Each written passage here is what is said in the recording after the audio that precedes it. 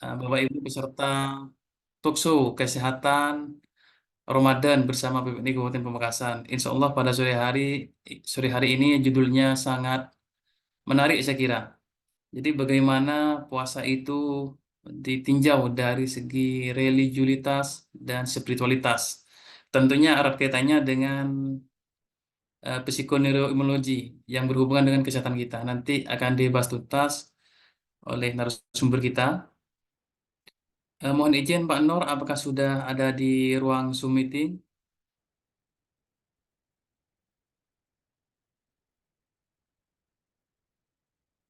Pak Nur, apakah sudah ada di ruang Zoom meeting? Sepertinya belum Mas Didi. Belum ya? Ya belum.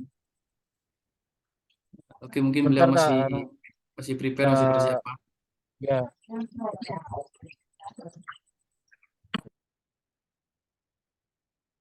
Oh, sudah masuk sepertinya. Kalau dari akun DPD PMI Pamekasan ini sudah ada di Zoom meeting. Jadi kita nunggu Pak Nur sebagai narasumber. Mas Chandra bisa mendengar suara saya? Siap, bisa Pak Didi. Pak Nur, bagaimana Mas Chandra? Apakah sudah ready? Masih belum Pak Didi. Ini masih tak saya hubungi Pak. Oh, oke, oke. Assalamualaikum Pak Didi, Mas Holif, Bu Dewi, Ah, Bu Waalaikumsalam Nurhayati. warahmatullahi wabarakatuh. Izin Selamat ini datang Pak masih Faisal. baru baru nyampe ini, baru apa namanya, off cam dulu. Mohon Oke, izin. Pak Faisal mohon mohon izin. Nah itu Pak Nur sudah masuk Pak Didi.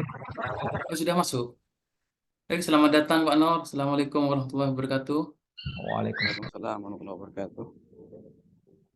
Oke, Dengar baik. suara saya? Masuk Pak Nur, terdengar dengan jelas.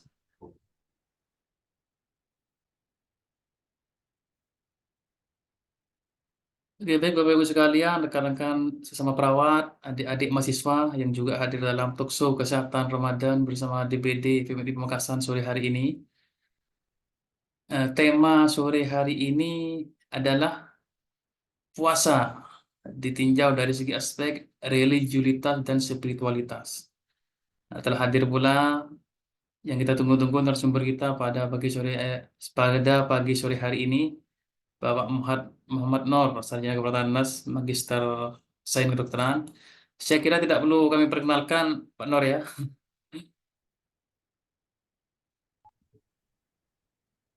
Jadi mungkin ada beberapa mahasiswa yang ikut bergabung di sini. Jadi untuk mempersingkat waktu, jadi kami persilahkan Bapak Muhammad Nur, sarjana kedokteran nas, magister sains kedokteran untuk eh, memberikan materinya. Waktu dan tempat kami persilahkan. Monggo Pak Nur. Ya, bismillahirrahmanirrahim. Assalamualaikum warahmatullahi wabarakatuh. Waalaikumsalam warahmatullahi wabarakatuh. Bismillah, alhamdulillah, bismillah, masya Allah, la hawla wa la quwata illa billah. Allahumma salli ala Muhammad wa ala ali Muhammad. Bishrah li sadri wa yassir li amri wa hlul 'uqdatam min lisani yafqahu qawli. Rabbi zidni ilma warzuqni fahma. A'udzu billahi minasyaitonir rajim. Bismillahirrahmanirrahim. Ya ayyuhalladzina amanu kutiba alaikumusiyam kama kutiba alal ladzina min qablikum la'allakum tattaqun. Para peserta talkshow live streaming DPD PPNI ya dimanapun berada, Bapak Ibu sekalian yang saya banggakan, yang saya cintai, rahimakumullah, yang alhamdulillah pada kesempatan ini kita diberikan nikmat oleh Allah untuk bisa saling bersapa gitu ya dan berbagi manfaat. Ya, pada kesempatan ini saya insya Allah akan sedikit berdiskusi dengan Bapak Ibu sekalian terkait dengan puasa dalam perspektif religiositas dan spiritualitas gitu ya. Jadi apa sih yang disebut dengan spiritual ya, apa sih yang disebut dengan religius gitu ya. Jadi kalau kita lihat secara apa namanya kaidah bahasa ya, spiritualitas itu lebih menekankan bagaimana kita memaknai ya. Jadi sebuah hikmah ya, makna dari sebuah interaksi itu namanya spiritual. Jadi apa yang kita dapatkan dari sebuah interaksi itu, maknanya apa sih? Nah, itu spiritual. Nah, sementara kalau religiusitas ya lebih kepada perilaku ya. Jadi lebih kepada perilaku sehingga banyak orang terjebak dengan sebuah perilaku ini ya, ritual ya, kegiatan-kegiatan yang memang dimensinya adalah dimensi eh, gambaran dari sebuah perlakuan dari sebuah agama tertentu. Contoh kalau agama Islam, perlakuannya orang agama Islam apa? Sholat, ya, ya zikiran, baca Al-Quran. Nah itu ritual-ritualnya, ya ritual-ritualnya yang dilakukan itu ritualitasnya. Tapi bagaimana eh, puasa sebagian bagian daripada konteks keberagamaan daripada agama Islam itu bisa memberikan perspektif kesadaran diri dalam meningkatkan nilai-nilai spiritualitas dan religiusitas dalam kehidupan sehari-hari. Inilah yang tentu menjadikan kajian tersendiri buat kita. Banyak di antara kita sudah berpuasa, sholat dan seterusnya, tapi perilakunya tetap saja. Ya, terus di mana nilai spiritualitasnya gitu ya? Terus di mana religiusitasnya yang selama ini dilakukan misalnya gitu ya? Lah, apa sih yang mendasari ini? Sementara eh, Allah Subhanahu Wa Taala eh, mendesain sedemikian rupa bulan Ramadan ini adalah bulan persembahan yang diberikan khusus kepada umat Rasulullah. Walaupun sebagaimana umat-umat sebelumnya itu juga diberikan perintah puasa sebagai umatnya Nabi Musa juga perintah. Ya, perintah Nabi Musa ini 1 tahun puasa, 1 tahun tidak puasa. Begitu juga desain-desain puasa di agama-agama yang lain. Ya, perbedaan-perbedaan daripada ini sebenarnya itu bagian daripada apa namanya format yang ada. Ya, tapi yang terpenting dari puasa yang diberikan kepada umat Rasulullah ini, Allah menuliskan dalam Al-Quran. Allah mencatat dalam Al-Quran bahwa goal daripada berpuasa di bulan Ramadan ini adalah menciptakan atau menghadirkan umat manusia itu menjadi umat yang bertakwa. Ya, jadi bertakwa. Konteks bertakwa di sini adalah sinergisitas antara religiusitas dan spiritualitas. Jadi merupakan sinergi. Jadi orang yang sholat, orang yang berpuasa, ya ukurannya adalah perilaku.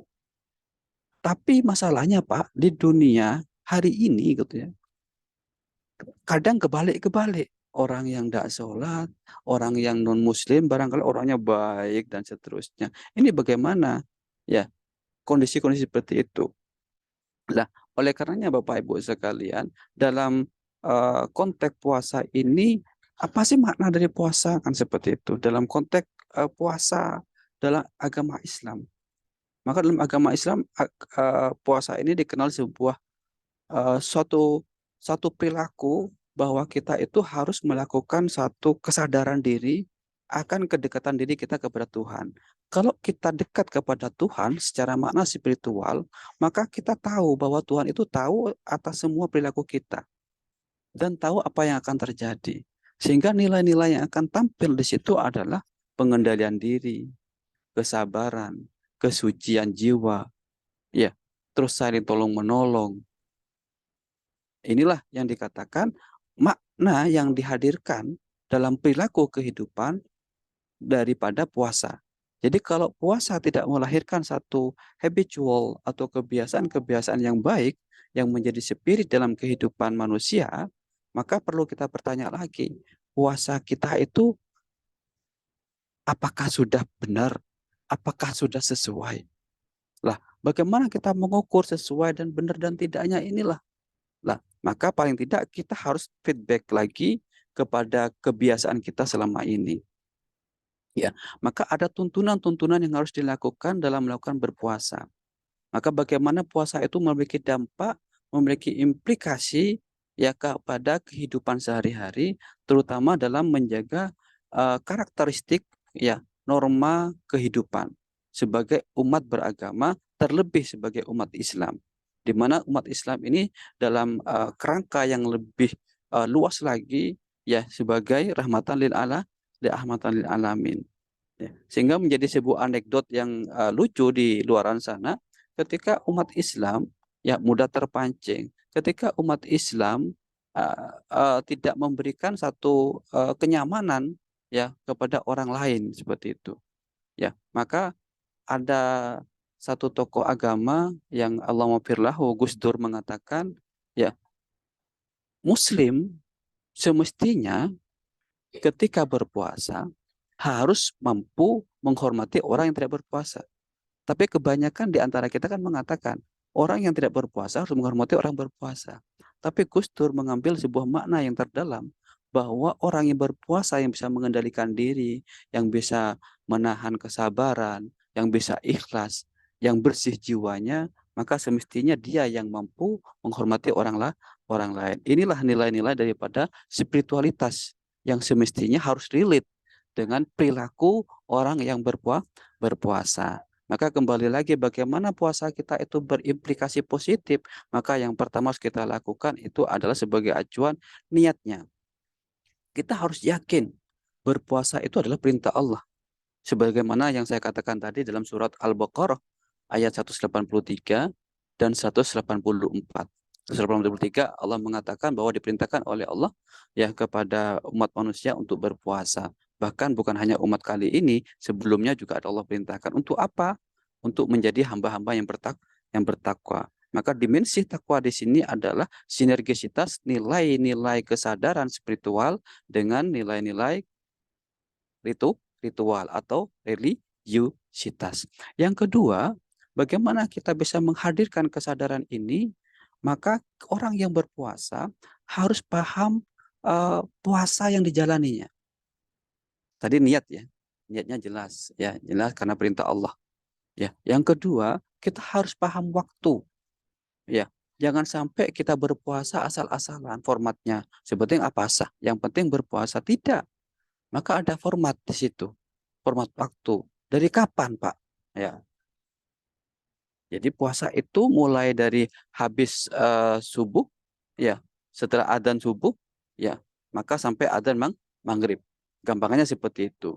Jadi kalau berpuasanya tidak pakai aturan-aturan yang ditentukan, maka tentu sudah gugur nilai-nilai daripada ritualnya. Berarti tidak ritual agama Islam lagi, seperti itu contohnya gitu ya.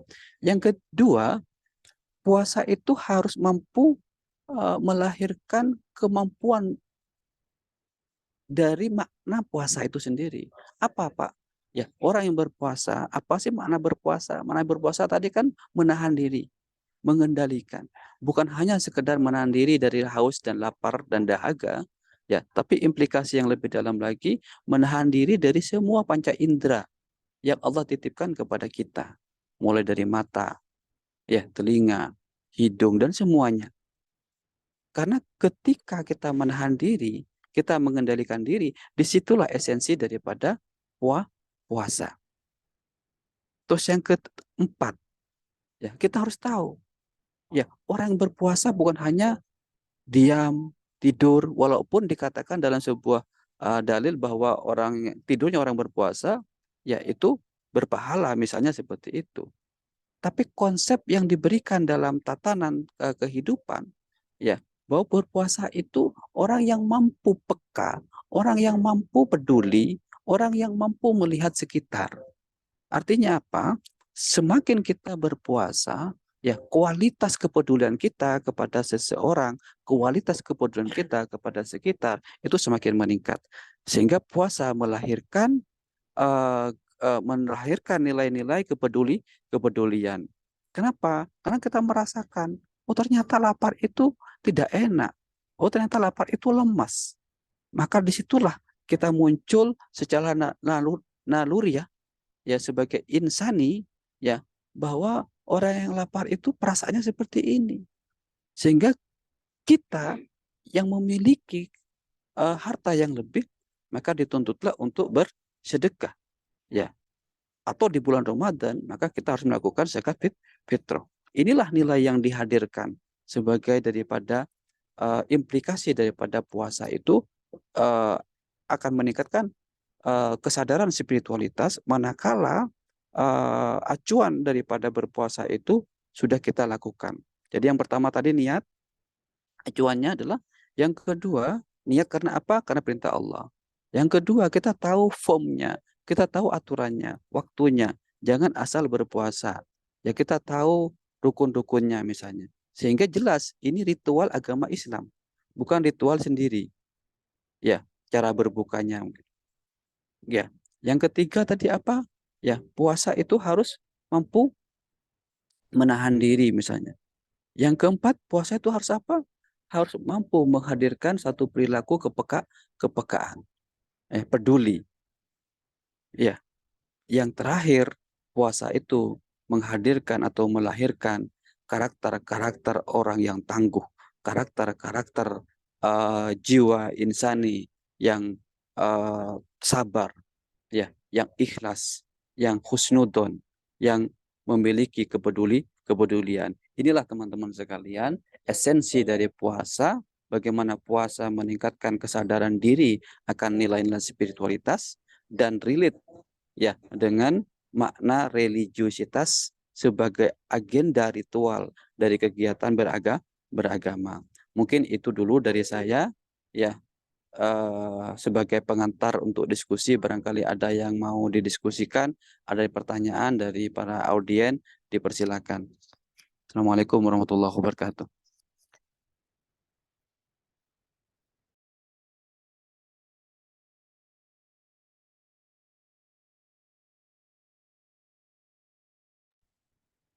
Monggo Pak Didik. Sebagai pengantar saya sudah menyampaikan.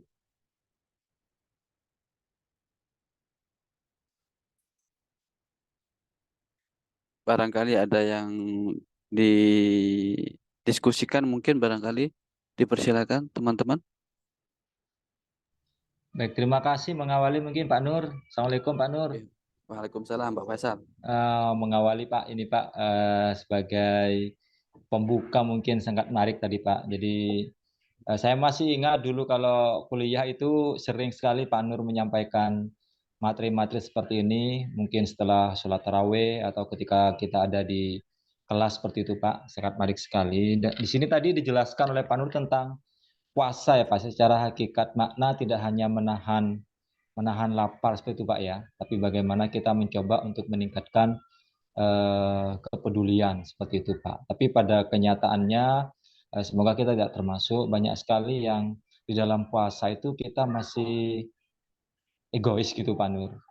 Nah itu saya masih benar-benar ingin bertanya itu apakah ini puasnya diterima atau bagaimana begitu Pak? Karena ada dari ulama itu puasnya diterima tapi nggak dapat pahala gitu. Ada yang langsung puasnya batal gitu. Kalau batal itu nanti, nah itu saya masih bingung Pak. Secara pribadi memang di dalam tataran religiusitas itu masih bingung Pak. Itu puasa rajin tapi apa Pak ya? Baik mungkin iya, tapi egoisme tetap Pak. Gitu Pak Nur. Itu mohon penjelasan Pak Nur terkait dengan materi panjenengan tadi. Terima kasih banyak Pak Nur. Oke, baik Pak Faisal dan teman-teman sekalian. Ini pertanyaan yang luar biasa, yang bahkan juga menjadi pertanyaan kita pribadi gitu ya. Saya pribadi kadang juga iya. Ketika ada tetangga sakit, saya malah sibuk ke masjid gitu ya.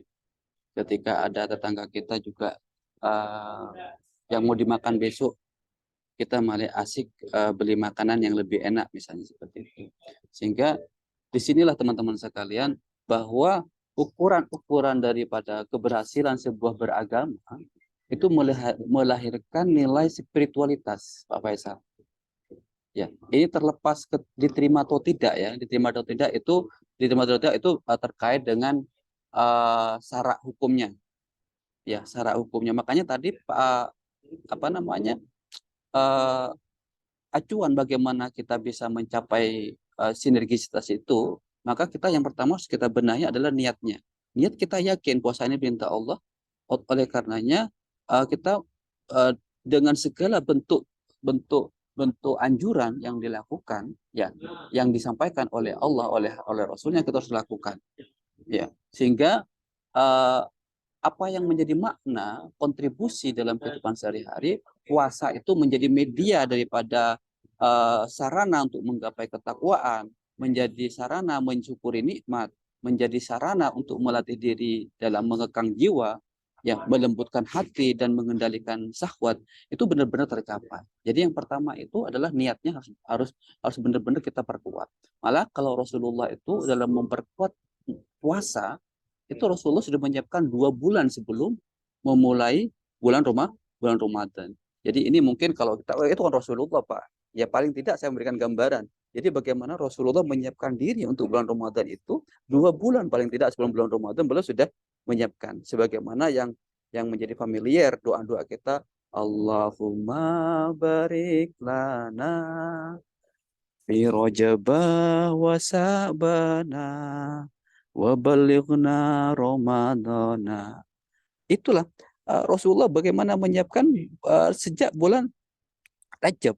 Allahumma barik lana fi Rajab wa Sa'bana wa balighna Ramadana wa fir lana dunubana.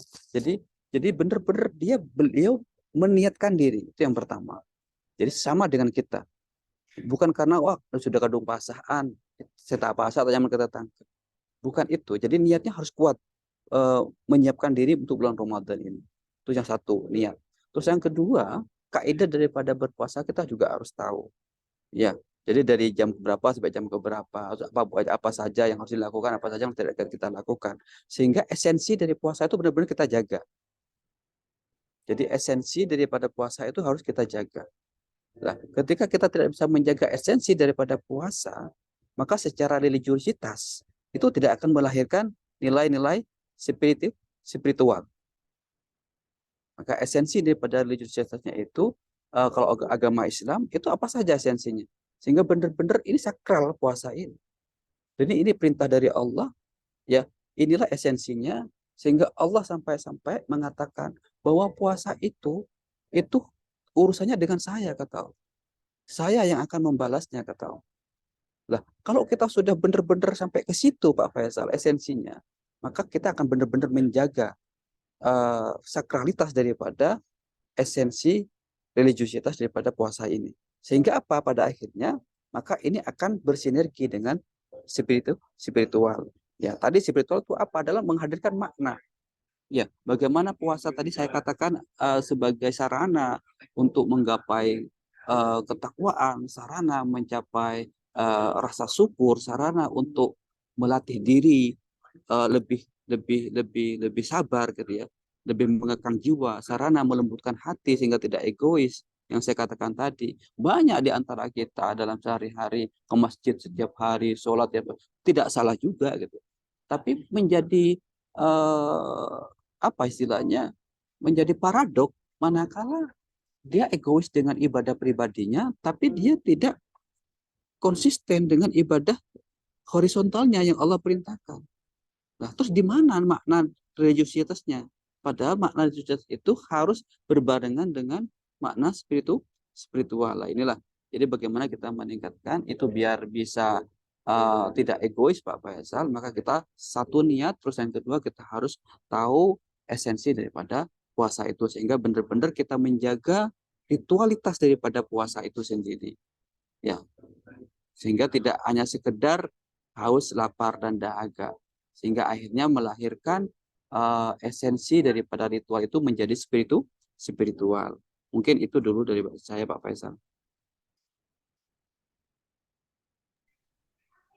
Baik, terima kasih banyak Pak Nur. Menarik sekali Pak tadi Pak. Jadi memang apa ya Pak, saya masih penasaran juga Pak ya, perspektif religiusitas dan spiritual. Tadi juga sudah Pak Nur jelaskan itu jangan sampai sehingga religiusitas dalam berpuasa itu sampai pada spiritualitas gitu kan. Gitu kira-kira tadi Pak yang saya pahami gitu Pak. Itu mungkin mohon dipetakan Pak di dalam puasa itu bagian mana yang religius, bagian mana yang spiritual gitu Pak. Sehingga kita itu betul-betul mendapatkan religinya dapat, spiritualnya dapat gitu Pak. pemetaan ininya Pak. Terima kasih Pak Nur. Ya, baik. Teman-teman sekalian, kita bersyukur pada kesempatan ini ya, sehingga kita bisa berbagi, mengupas ya. Sekali lagi di awal tadi saya sudah menyampaikan Pak Faisal bahwa eh, religius ya itu lebih kepada perilaku keagamaan ya, perilaku keagamaan ya. Mau itu agama Muslim, agama Islam, agama Buddha, agama Hindu, agama Kristen, itu lebih kepada perilaku keagamaan.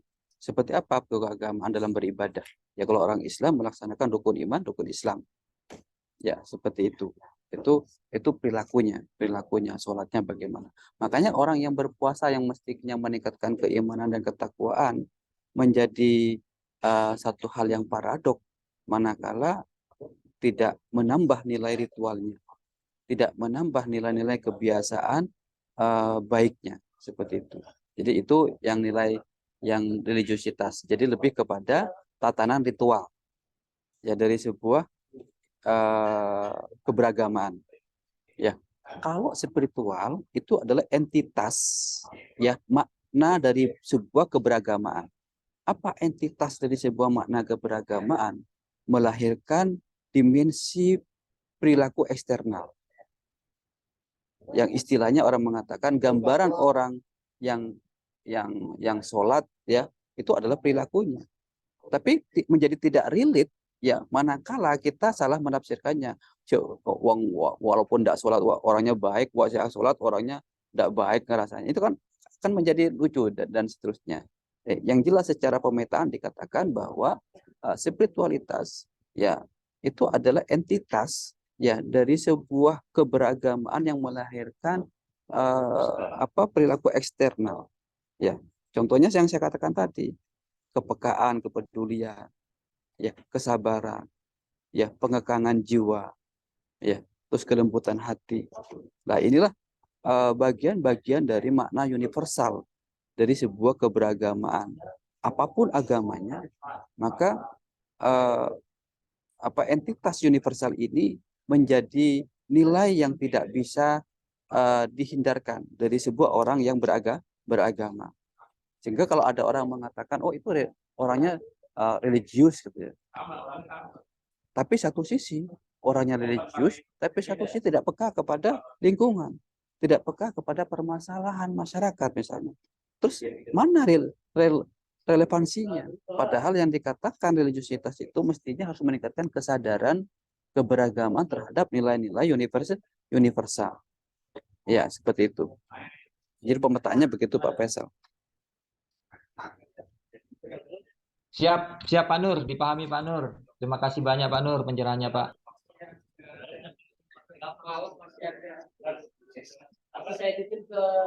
Monggo barangkali ada yang lainnya, teman-teman. Assalamualaikum. Masuk Pak Nur. Waalaikumsalam warahmatullahi wabarakatuh. Monggo Mas. Terkait dengan religi dan spiritual. Kalau saya tangkap di dalam pembahasan tadi bahwasanya religi itu lebih ke arah action. Lebih ke arah action bagaimana kita melakukan hal-hal yang sudah diatur. Sedangkan spiritual itu hal yang kita dapatkan dari esensi yang kita dapatkan dari apa yang sudah kita lakukan. Misalkan kita sholat, puasa, lebih ke arah sana ya Pak. Apakah bisa seseorang itu mendapatkan nilai spiritualnya tanpa melewati hal yang bersifat religinya. Jadi kan terkadang ada beberapa orang yang sholatnya biasa saja, puasanya ya secara pandangan manusia. Secara pandangan manusia itu terkadang kita melihat seseorang itu seperti yang disampaikan tadi, ada yang sholatnya rajin gitu, tapi menunjukkan perilaku yang berbanding terbalik gitu. Yang mau saya tanyakan itu, apakah bisa seseorang itu menggapai hakikat spiritual tanpa melewati hakikat religinya? Terima kasih Pak. Oke, baik. Terima kasih Mas Ketua DPK, Pak Kong. Ya, Baik, ini pertanyaan yang sering muncul ya di kalangan masyarakat, bahkan saya pribadi kadang. Ketika saya melihat orang itu satu sisi biasa-biasa saja katanya Mas Holid tadi, tapi dia kok baik ya. Ada orang sakit dia terdepan, ada orang pada itulah kan makna daripada spiritual gitu ya. Jadi esensi daripada ritual itu harus melahirkan atau menghadirkan nilai-nilai kebaikan universal, dan itu yang disebut dengan entitas dari sebuah religiusitas. Ya, entitas dari religiusitas itu adalah makna-makna kebaikan spiritual gitu ya. Yang apa itu apa saja itu ya. Ya, tadi saya katakan sarana menggapai uh, rasa syukur, dengan dia bersyukur maka dia berbagi kepada orang lain. Lah, apakah bisa, Pak? Ya, satu sisi itu terjadi, ya bisa. Itu tergantung bagaimana lingkungan membentuk, bagaimana dia berinteraksi. Maka ada istilah, orang mengatakan, bukan istilah, disampaikan dalam sebuah dalil, kalau Anda pengen harum, maka Anda berkumpullah dengan orang yang jual minyak wangi. Jangan kumpul dengan orang jual ikan, misalnya seperti itu. Maka nilai-nilai spiritual itu sebenarnya bisa juga kita dihadirkan dari satu kebiasaan, habitual dari sebuah lingkungan, ya, dari sebuah pendidikan, ya, tanpa pandang agama apapun sebenarnya. Karena itu merupakan nilai-nilai kebaikan universal. Ya, ya. Cuman bagaimana nilai kebaikan itu bernilai pahala dan seterusnya, maka tentu harus relate dengan religiusitasnya. Ya, ritual-ritual yang dilakukan. Maka bagaimana ritualitas ini bisa menghadirkan sebuah nilai spiritualitas? Maka yang saya katakan tadi di awal, maka kita harus niatnya harus benar-benar yakin dan tahu kenapa saya harus melakukan ini. Setelah itu kita paham metodenya, esensinya daripada ritual ini. Ya, sehingga tidak terjebak dengan ritualitas belaka. Seolah-olah mula apa jeng, acara paling nomor situ. Seolah-olah ketika kita sudah ke masjid, ngaji di masjid, acara nomor satu. Sampai ketemu sama orang, sampai tak nyapa gitu ya. Sampai ketika melihat orang yang tidak berpuasa, pikiran kita langsung menghujat misalnya. Dan seterusnya. Berarti ada sesuatu yang salah dalam pemaknaan diri tentang religiusitas. Berarti masih belum pada tingkatan ikhlas. Ibaratnya kalau kita bicara ikhlas gitu ya, maka ikhlas ini adalah puncak tertinggi dari sebuah peribadatan. Jadi kalau kita mengacu kepada orang sufi gitu ya, dia tidak butuh surga, ya, dia tidak butuh apapun kecuali dia hanya butuh ridhonya Allah. Sampai dia tidak peduli orang mau ngapain dengan dia dan seterusnya. Ini kalau kita melebar ke sini. Sehingga ini menjawab bagaimana Mas Holif, apakah bisa Pak secara nilai universal kebaikan itu bisa Mas. Bisa. Yang membentuk siapa? Yang membentuk lingkungan. Ya lingkungan ada pendidikan, ya ada pertemanan, itu bisa membentuk. Ya, tapi nilai-nilai kebaikan itu kan sumbernya kan dari agama. Yang kadang orang tidak paham bahwa kenapa saya baik selama ini. Saya kenal sama Pak Nur, saya kenal sama Pak Faisal. Dan Pak Faisal bisa baik itu kenapa? Karena kenal sama gurunya begini, gurunya sama gurunya dulu tidak boleh begini, tidak boleh begini. Itu nilai-nilai semuanya ada nilai ritual, ya, yang ada dalam substansi keberagamaan. Ya akhirnya diterapkan menjadi sebuah habitual atau perilaku kehidupan sehari-hari. Esensi semua nilai spiritual itu didapatkan dari religiusitas. Seperti itu. Jadi kalau kita bicara lebih dulu mana Pak? Ya, maka kita bicara adalah religius. Nilai-nilai spiritual itu muncul dari nilai-nilai religius. Apapun agamanya, maka kebaikan universal itu sama. Kebaikan universal ya, sabar, ya, menahan diri, ya, terus lembut hati, ya, terus saling berbagi, itu kan universal, kebaikan universal, dan semua agama akan mengajarkan kebaikan universal dengan metode dan cara masing-masing. Ya, kalau misalnya kalau agama Islam ya memaksa orang untuk bersedekah dengan mewajibkan zakat fitrah terlebih dahulu, baru sedekahnya dan seterusnya misalnya. Kalau di Katolik misalnya 10%. Kalau di kita kan hanya 2,5% misalnya. Untuk sekatnya misalnya dan seterusnya. Jadi format-format itu bagian dari ritual formatnya. Tapi esensi daripada ritual itu akan melahirkan sebuah kebaikan universal. Seperti itu, Mas. Jadi sumbernya tetap kepada ritual. Cuman ketika ditanya apakah bisa, Pak, tanpa ritual religiusitasnya yang tinggi? Bisa, karena itu kan perilaku. Perilaku itu hadir dari kebiasaan, dari interaksi. Ya, tak nyaman karena saya dari kiai, tak nyaman lah, jangan karena ada pondok di sini. Nggak enak kalau kita main mercon di sini karena ada ini. Itu sudah kita menghargai orang lain. Ya, itu karena ada orang yang baik yang dipandang. Ya. Kenapa kok ada orang yang baik yang dipandang? Dari mana dia bisa baik? Ya, sebelumnya dari mana? Ya dari gurunya. Gurunya ngajari apa? Oh, ini perintah agama dan seterusnya dan seterusnya. Nah, jadi sumbernya semuanya dari nilai-nilai religiusitas yang menjadi pokok dari sebuah ajaran keberagaman itu untuk melahirkan peradaban. Ya, peradaban dalam kehidupan sehari-hari. Oke, itu Mas dari saya. Nah, cuman sekali lagi akan menjadi relate ya, menjadi baik sekali ya kalau orang yang religius ya itu juga nilai spiritualitasnya tinggi. Karena konteksnya meningkatkan kesadaran spiritualitas seperti itu. Begitu Mas. Oke, baik Pak Noh. Karena saya bertanya seperti itu, terkadang di fenomena yang ada itu terkadang ada orang yang kadang kita melihat orang yang jauh dari tingkah laku yang religi itu. Cuma keberuntungan tuh selalu mendekati beliau seperti itu, Pak. Jadi terkadang hal yang kita tidak lihat itu ternyata memiliki sisi positif di pandangan orang lain, mungkin seperti itu. Jadi terima kasih atas pencerahannya dari hal yang dijelaskan tadi sudah dapat ditangkap bahwa sebenarnya hal-hal yang religi itu hakikatnya harus selalu bergandengan. Ketika religinya oke, maka akan menghasilkan hal-hal yang positif di dalam spiritualitasnya. Seperti itu, Pak Nur. Oke. Terima kasih, Pak Nur. Terima kasih banyak. Ya, oke, Mas Solib.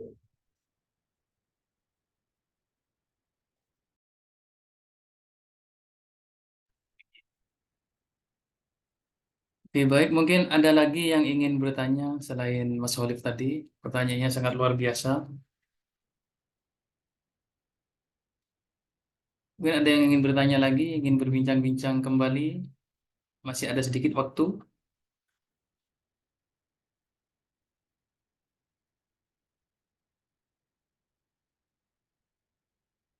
Oke, baik. Kalau nggak ada akan kami akhiri.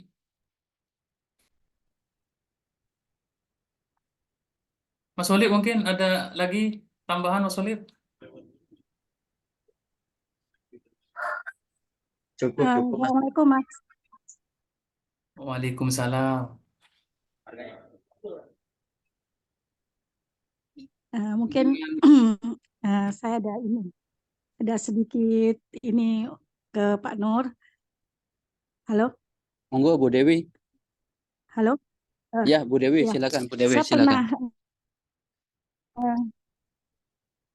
pernah ini ya di suatu kajian itu ada bahasan tentang Allah itu tidak butuh puasamu, tidak butuh rukukmu, seperti itu.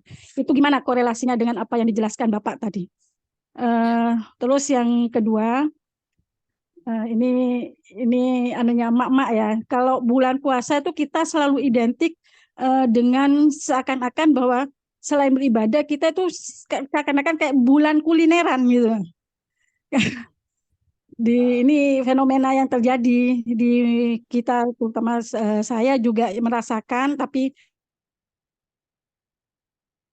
alhamdulillah sih tidak terlalu mengikuti seperti itu. Itu gimana dengan apa yang dijelaskan Bapak tadi? Terima kasih. Ya, Terima kasih Bu Dewi. Ini pertanyaan yang bagus ya, yang juga menjadi bagian top 10 pertanyaan gitu ya kalau kita buat survei ya. Jadi yang pertama dikatakan bahwa Allah tidak butuh rukukmu, tidak butuh puasa. Memang Allah tidak butuh kita, tapi kita yang butuh Allah. Makanya Allah itu memberikan segala sesuatu ya untuk menjadikan kita. Kenapa? Ada kenapanya. Karena Rasulullah. Jadi Allah menciptakan bulan Ramadan ya, itu karena Rasulullah. Karena cintanya Allah kepada Rasulullah ya, maka Allah ingin umatnya Rasulullah itu bisa masuk surga, menjadi penghuni surga. Maka untuk menjadi penghuni surga, maka indikatornya adalah hamba-hamba yang mutakin. Maka bagaimana untuk menjadi hamba yang mutakin? Maka salah satunya Allah memberikan cara. Ya, salah satunya adalah puasa. Sehingga di puasa inilah Allah melipat gandakan ya pahala yang luar biasa 10 sampai 700 kali tergantung tingkat keikhlasannya. Bahkan Allah mengatakan tidak ternilai karena puasa urusannya saya dengan Anda. Jadi puasa ini hubungannya langsung dengan Allah. Sehingga logikanya akan menjadi tidak nyambung. Orang yang berpuasa kalau perilakunya tidak lebih baik itu tidak nyambung sama sekali. Logikanya gitu ya. Kalau kita melihat dari nilai transendentalnya ya, bahwa puasa ini menjadi hal yang sangat sakral karena Allah sendiri mengatakan puasa ini milikku kata Allah. Jadi Allah tidak butuh puasa kita. Tapi manakala kita mau dengan cara Allah yang Allah berikan, karena ini bagian daripada kecintaan Allah kepada Rasulullah gitu ya. Maka Rasulullah cinta kepada umatnya, maka yang dicintai oleh Rasulullah Allah juga cintai. Maka caranya itu bagaimana dengan bulan Ramadan. Ya. Jadi kalaupun misalnya kita sholat ruku itu tidak akan diterima sama Allah. Dan Allah tidak butuh itu. Kecuali kita benar-benar melakukannya dengan niat. Nah, maka tadi saya katakan tadi, panduan untuk kita beribadah, yang pertama niat. Niatnya harus jelas. Ya bukan hanya ikut-ikutan. Tapi daripada tidak puasa, Pak, yes, oke, tidak ada masalah. Jadi niat jelas. Puasa harus dimulai dengan niat yang jelas dan tulus untuk menjalankan ibadah dengan maksud mengikuti perintah Allah dan mendapatkan ridhonya Allah. Jadi benar-benar kita menjaga ini. Bukan sekedar karena tahunan, bukan. Karena menjalankan perintah sama dengan kita menikah. Niatnya salah, ya amburadul, Bu. Sama dengan kita pinjam bank, akad pinjam bank. Ya, menjadi riba ketika kita akadnya salah di depan. Kita menikah suami istri awalnya haram, hanya dengan qabil tu nikah menjadi halal. Itu karena niat juga. Ya, seperti itu. Ya, niat yang disandarkan kepada perintah. Ya, maka dalam perintah itu lahirlah aturan. Maka yang kedua tadi saya katakan, bagaimana ini biar esensi ini benar-benar bermakna menjadi nilai spiritualitas, maka kita harus tahu metodenya. Sehingga tidak hanya sekedar beragama, tidak hanya menjalankan ritual agama, tapi kita tahu metodenya. Jangan sampai kita berpuasa, tapi kita tidak tahu metodenya, yang penting puasa. Ya, walaupun adzan subuh sudah kita minum misalnya, tetap kita minum misalnya. Ya sudah, tidak jadi nilai puasanya. Tidak jadi yang Allah memberikan manfaat yang Allah janjikan tadi. Kalau di segi pahala, Allah janjikan 10 sampai 700 kali lipat setiap amal ibadah kita di bulan Ramadan. Belum lagi ibadah-ibadah yang lain. Ya, sehingga benar-benar nilai puasa itu menjadi satu hal yang sakral yang Allah katakan ini adalah urusan saya dengan kamu. Sehingga kalau sudah Allah mengatakan urusan ini adalah saya dengan kamu, maka sudah tidak terhitung lagi.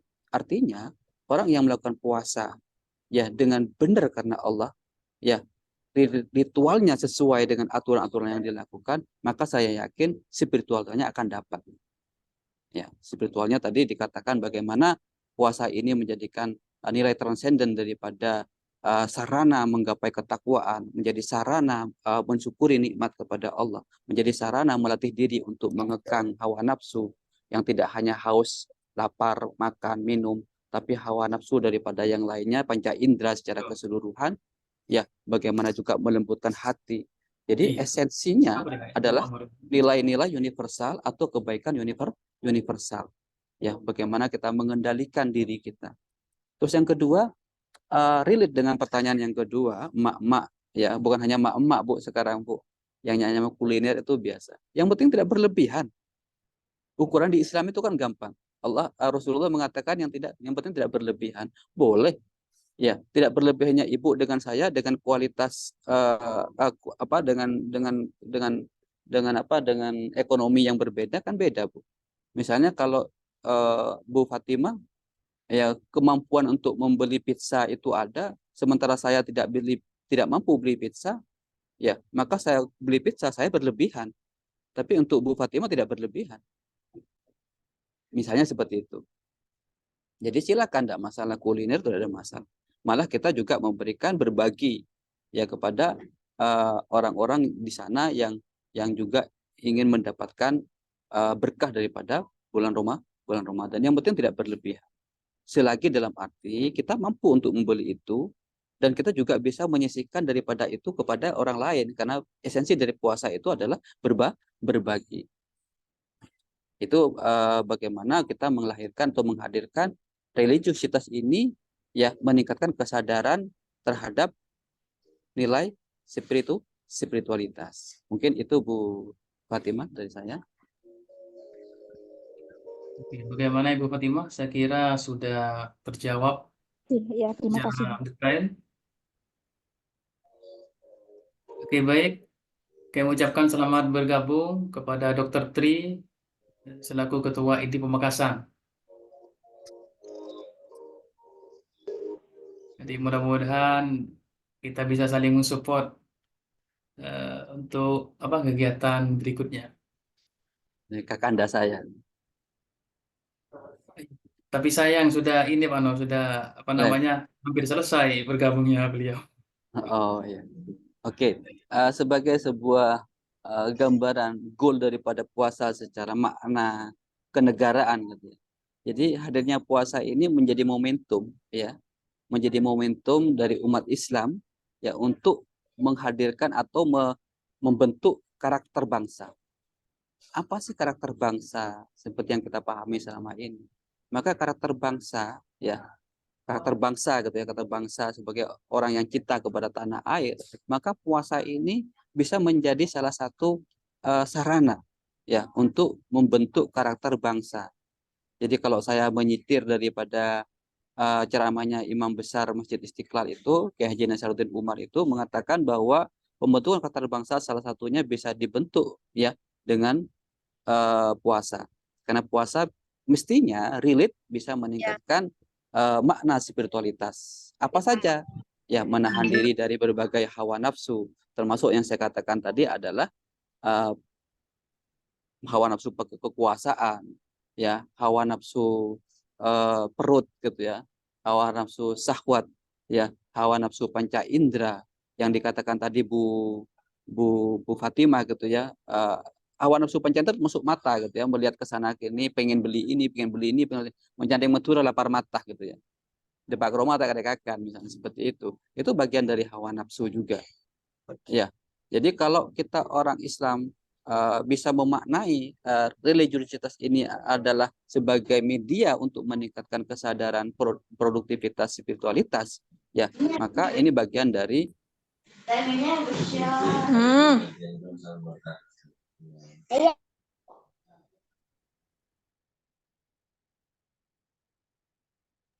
Suaranya Pak Nur. Oh, ya mohon maaf. Ya, oke. Jadi puasa, ya katanya Imam Besar Istiqlal dikatakan bahwa puasa ini menjadi sarana pembentukan karakter bangsa. Ya, kenapa Pak? Karena pembentukan karakter bangsa ini hanya diperoleh dari sebuah perjuangan. Dan makna perjuangan itu didapatkan dalam puasa. Memperjuangkan diri untuk melawan hawa nafsu, untuk menahan kesabaran. Ya, hawa nafsu itu ada saja seperti hawa nafsu keinginan, ya, keinginan untuk makan, keinginan untuk minum, keinginan untuk membeli ini dan seterusnya. Sehingga dalam konteks kekinian kita akhirnya tidak berbicara prioritas tapi berbicara keinginan. Padahal ya dalam kehidupan sehari-hari yang kita lakukan ini adalah prioritas atau kebutuhan. Kalau kita mau berbicara bagaimana diri kita menjadi diri yang tangguh, ya, maka puasa bisa menghadirkan nilai-nilai itu mestinya. Ya, sehingga relate dengan pertanyaan Bu Fatimah tadi, bagaimana ketika kita mau beli ini, ya kuliner dan seterusnya, ya kembali lagi apakah itu kebutuhan gitu ya. Daripada ditumpuk banyak-banyak di rumah, kalau tidak menjadi kebutuhan, tidak menjadi prioritas, ya malah menjadi mubazir. Maka di sini nilai puasa bisa menahan diri, ya. Sehingga pada akhirnya ketika kita puasa itu bisa menghadirkan sebuah karakter tersendiri dalam individu, maka puasa itu akan melahirkan manusia-manusia yang memiliki prinsip yang tangguh. Ya, prinsip yang tangguh, tidak mudah terpengaruh. Orang yang beli lata, orang beli ini lata, orang beli ini lata dan seterusnya. Tapi dia punya prinsip, kenapa saya harus makan ini? Kenapa saya harus beli ini? Kenapa harus beli ini? Ini makna daripada puasa. Terus yang kedua, salah satunya adalah orang yang berpuasa mestinya dia mampu menahan diri dari godaan kekuasaan yang menghalalkan segala cara misalnya atau apapun caranya dan seterusnya, dia sabar. Ya, sabar melaksanakan perintah Allah, sabar untuk menahan diri terhadap larangan Allah juga misalnya. Dan pada akhirnya orang yang sabar itu akan menjadikan pribadi-pribadi yang ikhlas. Nah, kalau sudah semua di antara manusia, ya walaupun tidak semua lah, sedikit daripada yang banyak itu semakin banyak yang ikhlas gitu ya, maka saya yakin akan lahir karakter-karakter orang yang peduli tanpa harus dipaksa. Ada orang butuh langsung semuanya bergerak, ya karena sudah tidak menjadi satu hal yang wow, tapi justru menjadi kebutuhan untuk saling membantu misalnya, tidak pantang menyerah serta memiliki solidaritas yang tinggi sehingga pada akhirnya saling mengasihi satu sama lain. Inilah yang pada akhirnya kita inginkan. Ya, nilai daripada religiusitas itu meningkatkan kesadaran diri terhadap spiritual, yaitu saling memiliki satu sama lainnya dan mengasihi satu sama lainnya. Ini makna secara transendental ketika diterjemahkan menjadi makna universal kebaikan. Sekian dari saya. Oke, baik. Demikianlah closing statement dari Pak Nur selaku narasumber kita pada sore hari ini. Nah, Bapak Ibu sekalian, jadi acara talkshow pada sore hari ini merupakan acara perdana yang dilakukan pada bulan Ramadan pada tahun ini. Insya Allah besok akan ada tema-tema yang menarik pula. Tunggu informasi dari kami selaku Infokom dari DPD BPNI Pamekasan untuk menginformasikan kembali terkait tema atau topik selanjutnya. Dan jangan lupa pula jika tidak bergabung di Zoom, silahkan bisa bergabung di YouTube kami di DPD BPNI Pamekasan. Nah, jangan lupa juga di subscribe dan di komen. Oke, baik. Bapak Ibu sekalian, jika tidak ada lagi yang ingin didiskusikan, jadi kami tutup acara talkshow pada sore hari ini. Terima kasih banyak atas dukungan dan kehadiran Bapak Ibu sekalian. Dr. Tri, terima kasih banyak atas kehadirannya. Semuanya, Mas Walid serta para pengurus yang lain.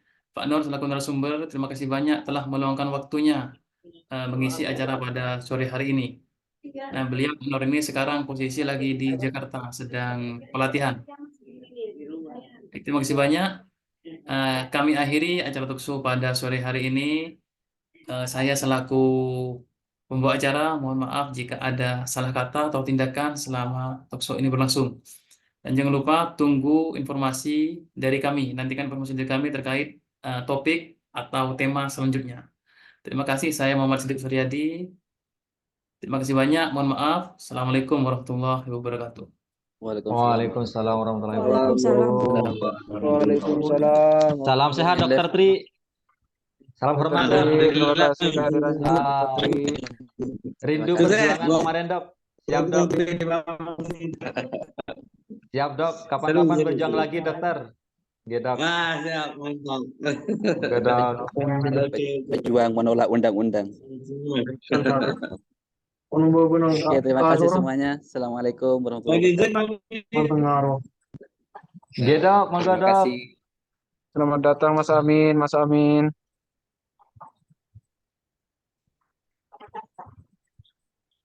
Baik, Pak Jufri. Mas Amin, alhamdulillah sudah Mas Amin, selesai. Kak mana Faiz, yang tadi nongol Mas Amin? nanti insya Allah yang hari Jumat nanti kita bisa streaming di YouTube juga. Untuk yang sekarang nanti saya upload ke YouTube di Siap. DPD. Pak Aying, Jumat Pak Surayeng, Le.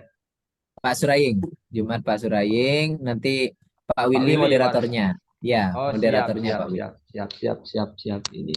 Terima Oke, kasih Pak Willy. Terima kasih oke. Pak Edi. Izin. Terima kasih Pak Edi. Ya, terima kasih Pak Edi. Sama. Andi. Baik, kita tutup Zoom-nya. Sampai jumpa di kesempatan selanjutnya. Pak Jufri. Izin.